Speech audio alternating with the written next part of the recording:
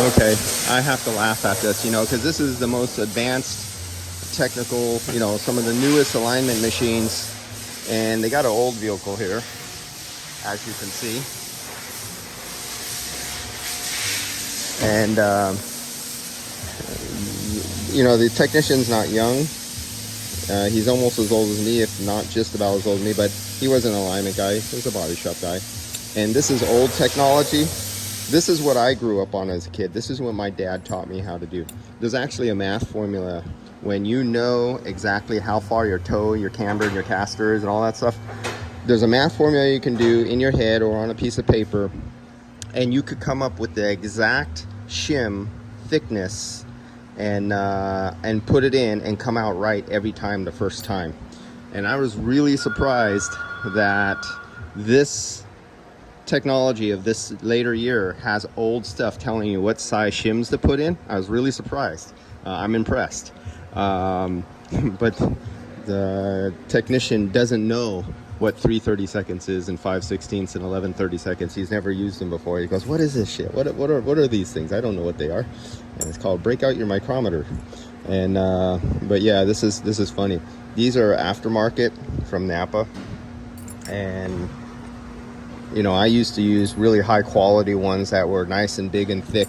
Here's one of the older ones of the same size. You see how little and thin and chintzy they are? This is BS. This is new modern day stuff. This is what new companies with new executives and new salesmen, how cheap can we get away? How thin, how little material can we make this thing until just before it breaks something or fails or doesn't work too good? And actually the original shims are even a little bit wider and deeper and squared off and round at the nose. How do I know? Because I've done hundreds of these vehicles when I was a kid. And yeah, this is chintzy ass little bullshit. But yeah, it's funny with today's technology, and guys not used to doing alignments all the time. They know how to follow the machine. They know how to kind of read instructions sometimes, or actually for the automotive industry, especially if they're bringing in a piece of equipment into body shops, they have to get away from reading and they have to start putting up pictures. So everything, the move has been going, can we get it as simple as kindergarten level pictures? And if it goes anywhere outside of what the picture tells them, they're completely lost. Because remember, in the automotive industry, it's not required to have an education. You're not required to go to any kind of schooling or training seminars or anything like that. Just some guy shows you up, sells you a piece of equipment, gives you some minimum level of training for usually a lot of big companies like cheap employees.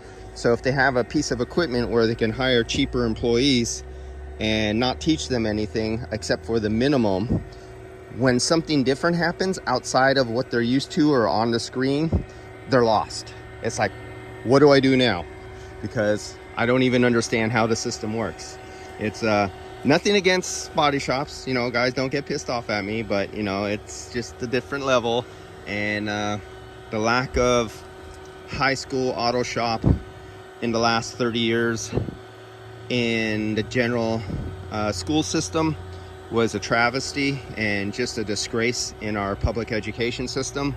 And we have the problems we do today due to the individuals who got rid of the trades out of the junior high schools and the high schools.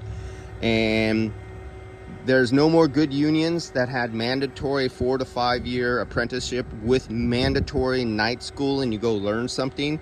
It started to become more of a joke, and guys go, oh man, I gotta go to this class and sit down with my book closed and just smoke cigarettes and twiddle my thumbs and not learn anything. Compared to the union shops when my dad and grandfather were young, you went there to learn and you had an attitude that you wanted to learn and read and be better than that. Now it's like, can I go play video games, hang out with my guys? I have to be here instead of wanting to be there. This society is just all screwed up. All right, guys, I'll catch you. I'm just on one here who had to come back and get a recharge because there was a little oops and it left the shop without being recharged. That happens sometimes. A little oversight. My sticker is right there, so unfortunately the wording didn't get through to call me in and have me come do the the recharge on this one. As you can see, when I do a recovery on a vehicle, I've explained this before, I put a sticker down because I'm going to put dye in the system. And I put what month I came in. See over there at the 1, this is the 3rd month right now, so I got to change that 1 to a 3. And then in the middle slot I have the date. There's no date there. That means I did not recharge this car. And I try to teach every manager, service writer, the owner, every employee, as through a progression of time, keep telling him, hey, I put my stickers somewhere under here, and I try to make them visible. And if you don't see the date on there, that means I did not come back and charge this up. Don't release it. And but you know, this was an oversight, and this happens in every shop.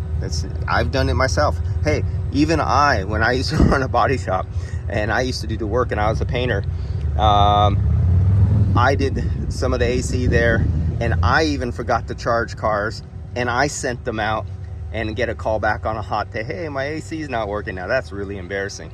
All right, guys, I'll see you later while I take care of this one.